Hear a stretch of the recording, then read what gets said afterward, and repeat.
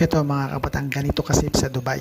Actually yan, kung makikita nyo, ipinark ko yung bike ko.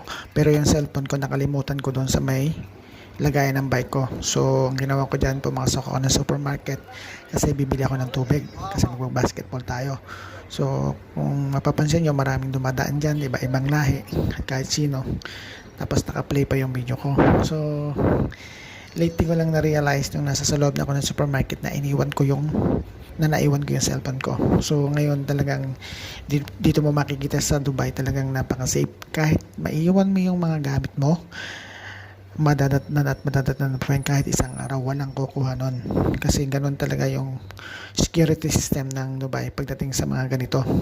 O kaya kung may makapulot man, isasauli nila yan sa mga autoridad o kaya sa police para nasa ganun doon i-claim ng may-ari. Yun lang mga kabatang, isinare ko lang yung experience ko sa Dubai dahil sa tagal ng pamamalagi ko dito, talagang alam ko na sobrang safe dito sa Dubai. Kaya mga kabatang, kung sino man yung gusto pumunta sa Dubai, okay, come and join us.